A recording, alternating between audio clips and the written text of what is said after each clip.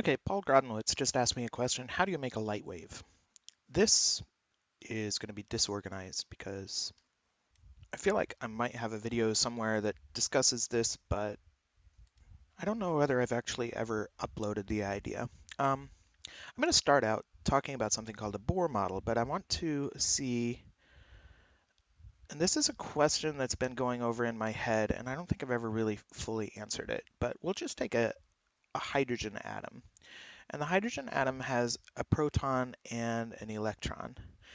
And what happens is that the electron goes into a higher energy shell. It gets excited. What happens is it gets excited. So what is happening inside the uh, the the hydrogen atom when the photon gets emitted? And this is kind of the way I would describe it.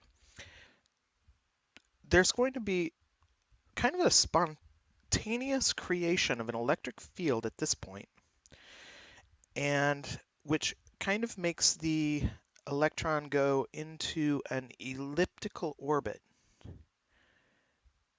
And then there also has to be an, an electrical field up at this point, kind of. So here, that slows it down, so it goes into an elliptical orbit going this way. And then this slows it down again so that it goes into the spherical orbit. Now, in this model, this is a different model than Bohr's model. It's a different model from any other model.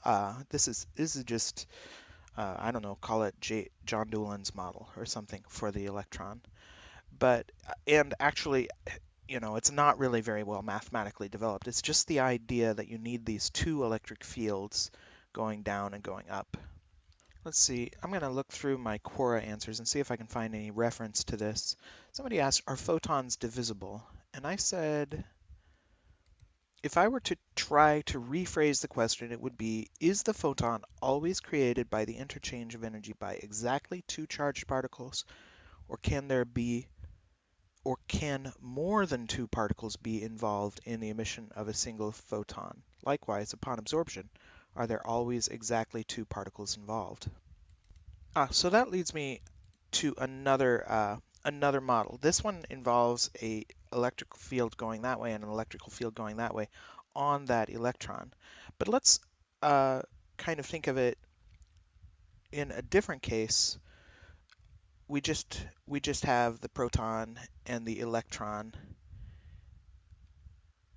and the electric field. If we just have an electric field line, just a single electric field line acting here and here, on both locations. The proton is accelerated in the direction of the electric field line, so it accelerates that way. The electron accelerates that way. So you could just have a single electric field line. And I think this is actually a more these are two different models, because this one has two electric field lines acting on the electron at two different events in the spacetime. This one has a single electric field that spontaneously appears at two locations in space.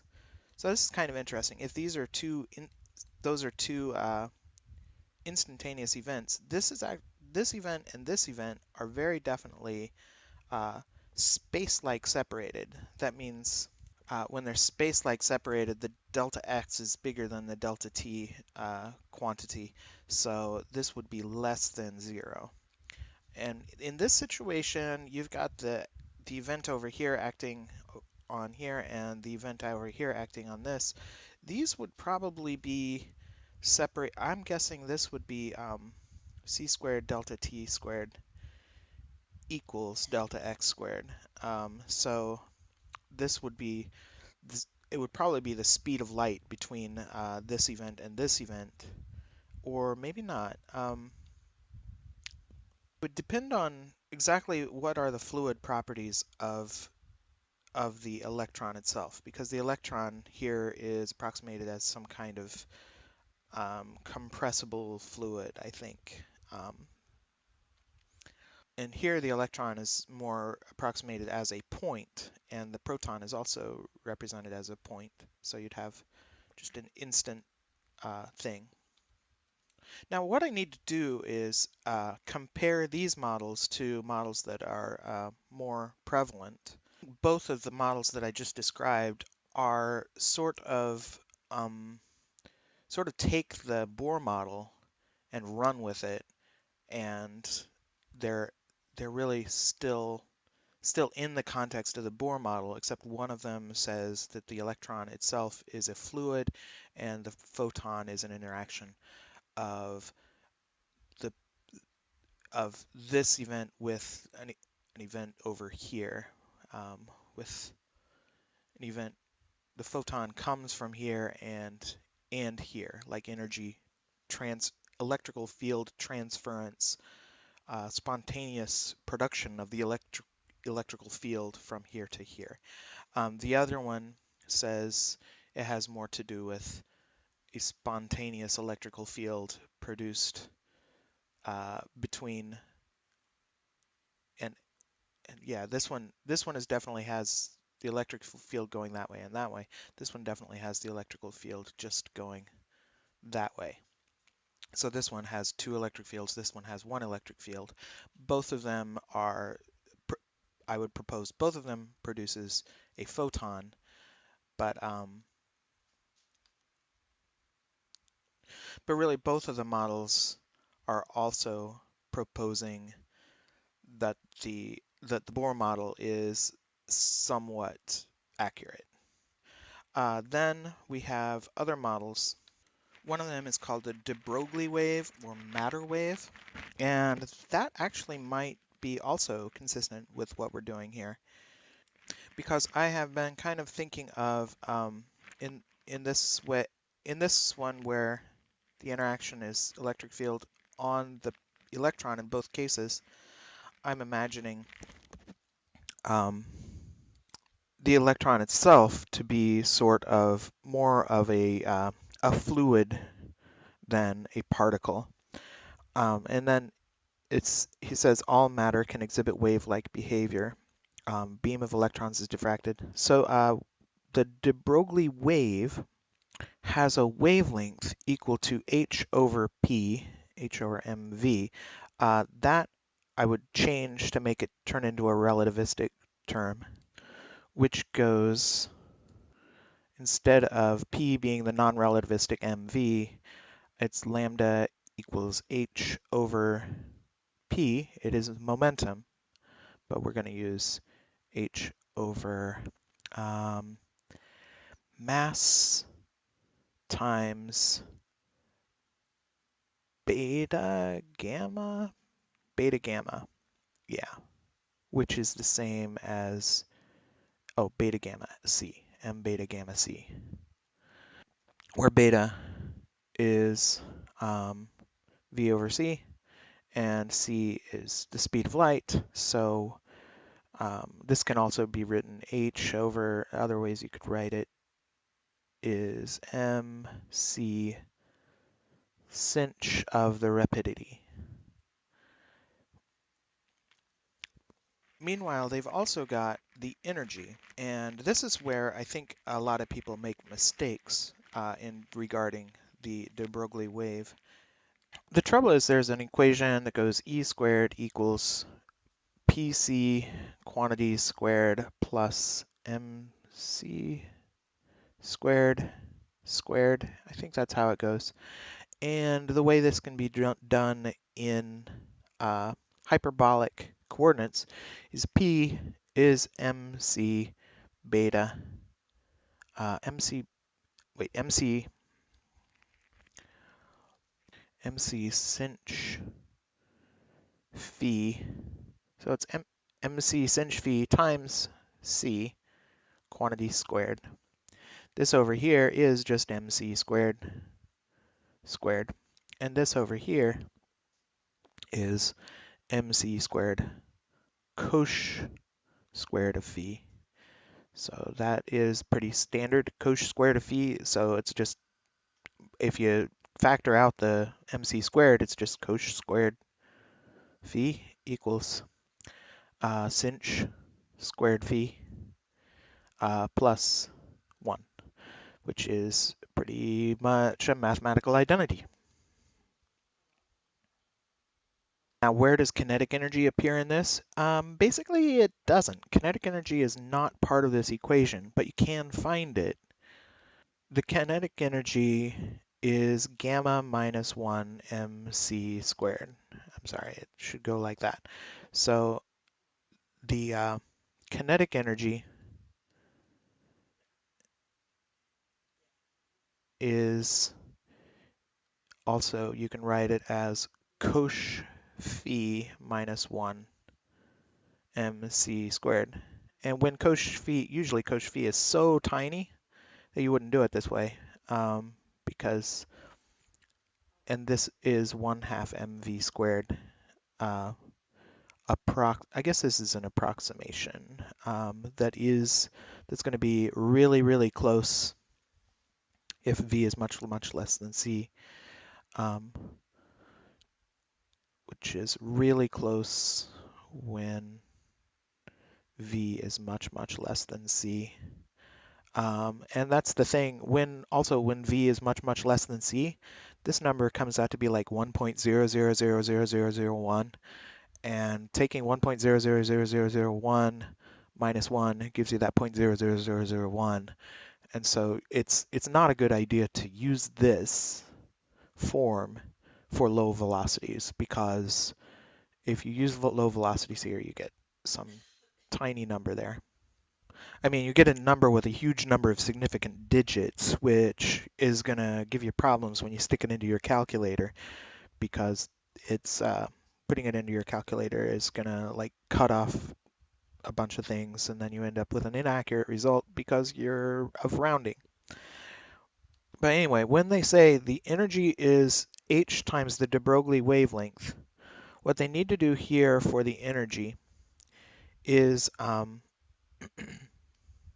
they need to use that mc squared cosh. Pretty sure the proper energy to stick into that equation to find the deBroglie frequency is not the kinetic energy, this tiny thing here, but it's this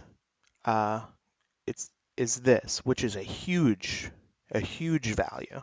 So if you just think this is the kinetic energy, you're not going to have any physical meaning to that frequency, but you need to use the full total energy, mc squared cosh phi, and you get that frequency there. And the reason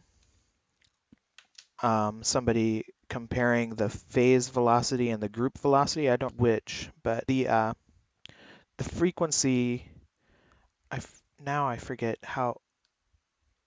Well, you have the wave f of x minus kx minus e is basically how sine. Okay, not f, just sine. You have the traveling wave looking something like sine omega t minus kx, or vice versa. I forget which was which, but if the deBroglie wave is represented with an omega and a k, and the omega is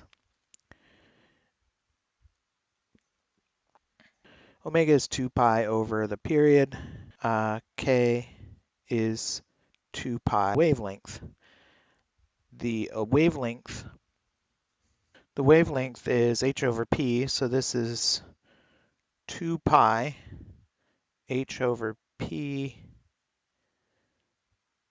and the momentum is mc sinh phi. Meanwhile, the frequency is 2 pi f, And we had from before E equals hf. That's h nu is the way it's written here. So so that is going to be 2 pi E over h. And the energy is 2 pi.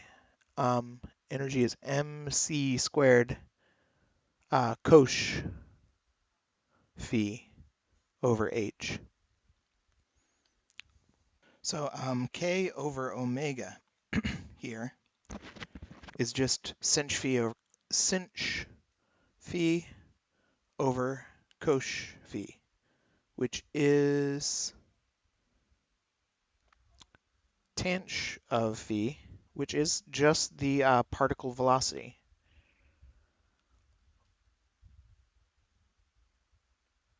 But dk d omega, and let's work that out as omega over k. Actually, let's do d omega dk, and on the top we're gonna, the 2 pi m over h c is going to cancel out with 2 pi m c over h, and we're just going to have c. The derivative of cosh is sinh. The derivative of sinh is cosh, and this is c tanh phi, and that is equal. Omega over k, though, is just going to be the inverse of this. It's going to be cosh phi. Is it c times cosh phi over? Yeah, I think it's c times cosh phi over c cosh phi over sinh phi. And this is the, I think if I've done everything correctly, what this comes out to be is the isocline of constant time.